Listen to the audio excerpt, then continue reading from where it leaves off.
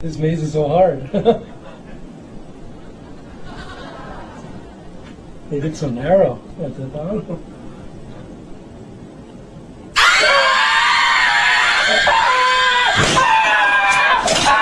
Ya kita harus jujur saudara-saudara sekalian. Orang harus jujur. Ya. Kemudian ada lagi pertanyaan. Mana ini? Kalau pertanyaan Alkitab saya hindari dulu ya, karena yang bertanya tentang Alkitab. Ya. Saya ada yang bertanya itu tentang Al-Quran juga. Mana ini?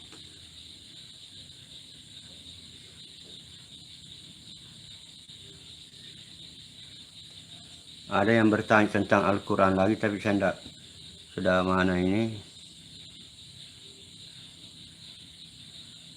Ya, Al-Quran terkait dengan penciptaan Adam. Ya, diciptakan dari saripati tanah, ya, saripati tanah.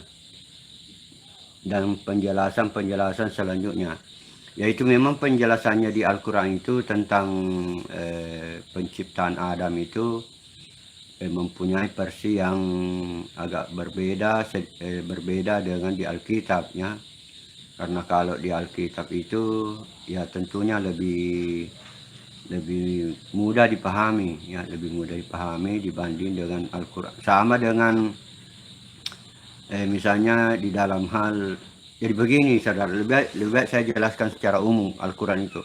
Al-Quran itu karakteristik. Jadi saya ulang sekali lagi kepada saudara-saudaraku yang Islam maupun yang Kristen, Al-Quran itu karakteristik. Ya, belum tentu ayat itu ditujukan kepada semua orang. Ya. Yang kedua, itulah sebabnya kalau Al-Quran itu Nabi Muhammad berhadapan dengan orang yang agak idiot, yang agak kurang cerdas, maka ayatnya itu agak aneh-aneh, karena memang Nabi Muhammad berhadapan dengan orang bodoh, ya. Sehingga ayatnya itu kayak ya begitulah. Jadi termasuk itu ayat misalnya bumi didatarkan, ya, karena kalau Nabi Muhammad ngomong sama orang Arab itu bumi itu bulat, wah, kan tidak mau itu orang Arab itu percaya kepada Nabi Muhammad, ya. Jadi karakteristik itu Al-Quran, saudara. Jangan dipahami bahwa Al-Quran itu menjelaskan kepada orang cerdas. Ada juga yang untuk orang cerdas, tapi ada juga orang bodoh. Ya, kalau orang cerdas itu seperti bumi dan langit itu dulunya adalah satu. Ya. Tapi kalau ayat seperti Nabi Isa Al-Masih dilahirkan di bawah pohon kurma itu, ya coba Anda pikirkan sendiri, ya, dilahirkan di bawah pohon kurma, ataukah ayat bumi itu datar, ataukah penciptaan Adam itu dari saripati tanah biar agak keren, kemudian air mani di antara dua sulbi begitu, ya. Nah, itu ayat-ayat Al-Quran itu karakteristik, saudara. Demikian pula hadis itu juga begitu. Ada orang datang kepada Nabi Muhammad nasihat pernikahan, ya. Misalnya nasihat ya Rasulullah, suami saya cemburuan. Jadi nasihati dengan kasih manhete saja. Wah, itu kan, waduh, kenapa kasih menit saja itu kan spontanitas saja. Ada kemungkinan Nabi Muhammad pada waktu itu marah, atau kan Nabi Muhammad melucu-lucu. Jadi ada dua kemungkinan kalau saya pikirkan itu, saudara. Bukan itu Nabi Muhammad menasihati semua orang. Jadi kalau ada orang nasihat perkawinan, orang itu yang dinasihati. Jadi ada orang datang kepada Nabi Muhammad, ya Rasulullah, suami saya semburuan. Terus dijawab Nabi, kasih tete saja. Jadi ada dua kemungkinan di situ, saudara. Jadi Nabi Muhammad itu lagi memarahi wanita, marah karena pertanyaan itu. Yang kedua, dia anu, apa namanya, guyon, ya, dia guyon. Hanya ada 2 kemungkinan itu, ya. So, kalau misalnya nasihat perkawinan seperti itu diterapkan sekarang, ya tidak bisa. Tidak bisa. Sama saya kasih contoh lagi, Saudara. Ada orang mau masuk surga, ya, datang ke Nabi Muhammad. Nabi Muhammad, bagaimana caranya saya masuk surga? Lata gedap. Wah, jangan marah, cuma begitu saja dikasih tahu. Jangan marah, jangan marah, jangan 3 kali dikasih tahu. Gitu. Jadi sekali lagi saudara, jadi kalau Al-Quran itu karakteristik. Jadi karakternya orang yang datang dinasehati itu yang dia nasihati, bukan ya ayyuhallazina amanu. Bukan begitu. Kalau ya ayyuhallazina amanu, baru untuk semua orang. Ya, saudara-saudara sekalian, maksud saya menjelaskan seperti itu supaya Anda Anda orang Kristen jangan terlalu ngeyel. Jangan terlalu ngeyel kepada Al-Quran. Ya, sebab bagaimanapun Al-Quran itu kitab sucinya orang Islam yang jumlahnya itu 1,5 miliar. Kalau orang Kristen itu 2,5 miliar, lebih banyak lagi. Jadi saya tetap konsisten. Itulah sebabnya saya menggunakan istilah relatif. Mana relatif lebih benar, ya.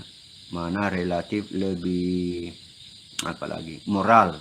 Ya, kalau Alkitab itu lebih tinggi moralnya dibanding dengan Al-Quran. Kalau Alkitab itu lebih lengkap tentang roh dibanding Al-Quran. Apalagi ya, kalau nubuat terkemuka di dunia dan di akhirat, itu informasi dari Al-Quran, Tuhan Yesus itu, kemudian suci. Itulah sebabnya kalau ada orang seperti Ustaz Soma mengatakan Yesus berbohong, dia melawan Al-Quran itu. Jadi kalau ada mu'alaf mengatakan Yesus itu bohong, dia melawan Al-Quran, karena dalam Al-Quran dikatakan Yesus atau Isa Al-Masih itu adalah suci. Nah, itulah sebabnya saya menasihati orang-orang mu'alaf itu, karena dia pada waktu dia melawan Alkitab, sebenarnya dia melawan Al-Quran. Nah, itu. Ya, jadi saudara-saudara sekalian, saya singgung sedikit mengenai judul yang saya rubah, ya. Mengenai judulnya yang saya rubah itu, kalau Tuhan Yesus itu menikah, siapa yang kasih menikah, ya? Siapa yang menikahkan? Nah, coba, tidak ada itu anunya, tidak ada catatannya.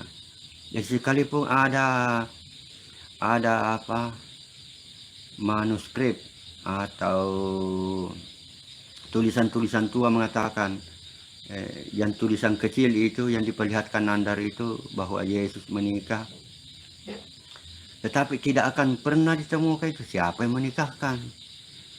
Menikah saja di situ masih samar-samar, apalagi kalau dicari lagi penjelasannya siapa yang menikahkan, ya, kapan menikah, di rumah, di mana menikah, di rumah mana dipestakan, ya. Semakin sulit dia jelaskan itu kalau ditanya itu Nandar itu kalau ditanya masalah itu. Dan lagi pula apa urgensinya, apa urgensinya, ya, apa urgensinya. Jadi tidak. Sebab begini saudara, di dalam Alkitab itu dikatakan setiap kata-kata yang sia-sia itu dipertanggungjawabkan. Jadi kalau tidak penting-penting amat begitu, ya tidak usah lah, ya, tidak usah. Ya, mencari-cari itu. Ada sebagian mu'alaf itu membaca Alkitab, mencari-cari kesalahannya Alkitab, mencari-cari kesalahannya Tuhan Yesus. Tuh bayangkan, sudah tertanam di otaknya itu, selalu itu cari-cari, buka Alkitab, cari-cari kesalahannya Tuhan Yesus. Cari-cari kesalahannya ya, kesalahannya Paulus, cari-cari kesalahannya Rasul. Itu saja kerjanya setiap di otaknya itu, cari-cari kesalahan, cari kesalahan. Wah, Sampai kapan itu dia berhenti mencari kesalahannya orang? Kesalahannya sendiri dia tidak tahu. Kesalahannya sendiri dia tidak tahu. Banyak kesalahannya. Itulah sebabnya Tuhan Yesus mengatakan, keluarkan dulu balok kayu di matamu, baru kau mengeluarkan serbuk kayu di matanya orang lain.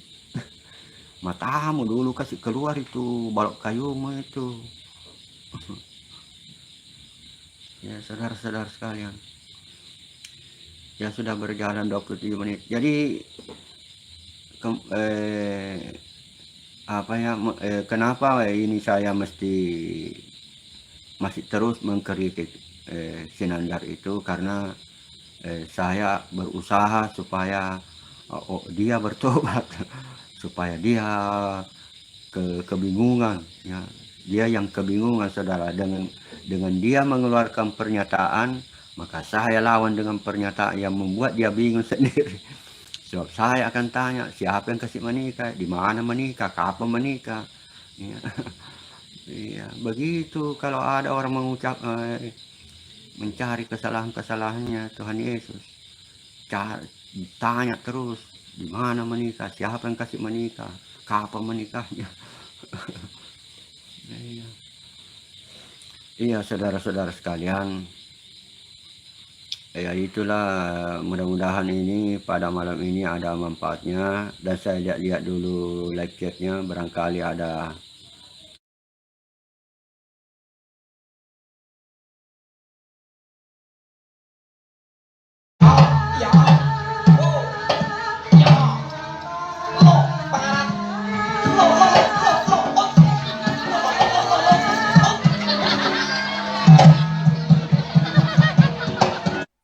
Hai Sobat Nusantara, salam kenal di channel baru saya.